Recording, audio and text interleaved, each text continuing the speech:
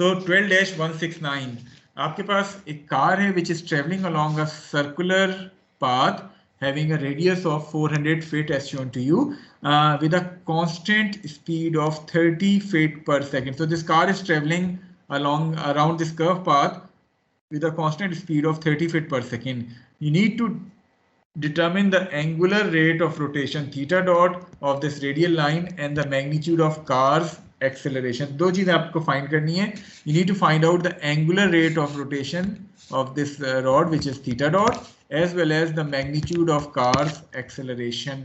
वो आपने जो है वो determine करनी है. Okay, किस तरह ये find की जा सकती है? कोई थोड़ा सा idea देंगे? जी, anyone volunteer how we can find these two things, theta dot and A? Sir हमें v पता है तो उसके हिसाब से करेंगे r plus r theta dot. अच्छा चले मुझे सबसे पहले तो एक बात बताएं, यहाँ आपको r गिवन है as 400 feet, so what is going to be r dot? वो खत्म हो जाएगा फिर. जीरो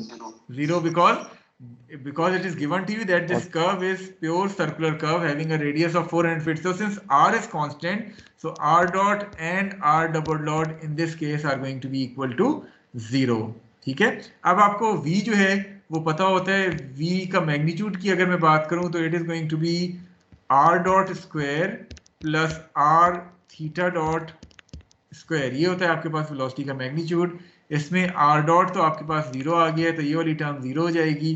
r आपके पास 400 है, वेलोसिटी आपको 30 फीट के हिसाब से गिवन है, तो the only unknown thing here is theta dot.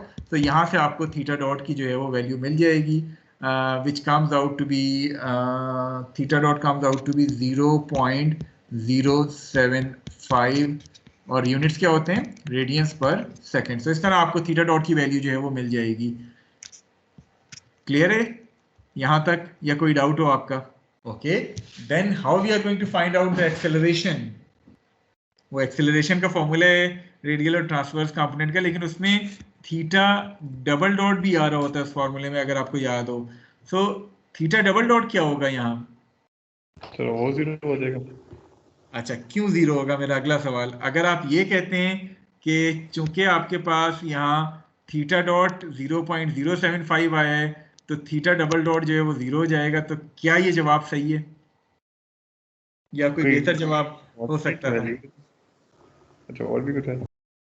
देखें, मेरा आपसे सवाल है, मैं आपसे कहता हूं कि आपके पास, चलिए इस क्वेश्चन को साइड पे छोड़ दें, मैं आपसे कहता हूं कि v आपके पास से 3t है, ठीक है. t इक्वल टू 1 पे v की वैल्यू क्या आ जाएगी? 3 आ जाएगी. ऐसे ही है. तो क्या मैं ये 3 देखते हुए ये कह सकता हूं कि velocity is constant? Although by function मुझे तो velocity as a function of time नजर आ रही थी, लेकिन जब मैं टाइम का वो इंस्टेंट पुट करूंगा तो मुझे वेलोसिटी की वैल्यू कांस्टेंट मिल जाएगी उस इंस्टेंट के ऊपर. तो क्या ये लॉजिक में अप्लाई करूं और कहूं कि चूंकि थीटा डॉट मुझे 0.075 मिल रहा है जो कि एक कांस्टेंट है, तो इसके हिसाब से थीटा डबल डॉट मेरे पास 0 आना चाहिए. क्या ये लॉजिक सही है? तो सही है, वैल्यू है, इसका फॉर्मूला नहीं है. ये तो सिर्फ वैल्यू है ना. तो क्या थीटा डॉट कांस्टेंट है या वेरी कर रहे हैं? मेरा अगला सवाल ये है. Theta dot constant. थोड़ा सा देखें, थीटा डॉट हमारे पास आ किस तरह रहा है. ये वो फार्मूला है वेलोसिटी का जिससे हमें थीटा डॉट मिल रहा है. इसमें आर डॉट तो कांस्टेंट है यानी 0 है, आर भी आपके पास कांस्टेंट है, वेलोसिटी भी आपके पास एक्सेलरेशन नहीं है ना इस केस में, क्योंकि कार तो वो सेम ही वेलोसिटी से ट्रेवल कर रही है. जी, यही मैं आपको समझाना चाह रहा हूँ. ये जो वेलोसिटी का फार्मूला देखें, इसमें v भी कांस्टेंट है, r भी आपके पास कांस्टेंट है, तो इट मींस कि अगर सब चीजें कांस्टेंट है तो यहाँ से आपको थीटा डॉट भी कांस्टेंट ही मिलेगा, जिसकी वजह से आपको थीटा डबल डॉट जो है वो 0 मिलेगा. Is it clear to you all? Yes sir. ठीक है, तो चलें अब थोड़ा सा साफ सोल्यूशन देख लेते हैं. हमने अभी बात की कि हमारे पास वेलोसिटी का फार्मूला होता है विच इज दिस थिंग.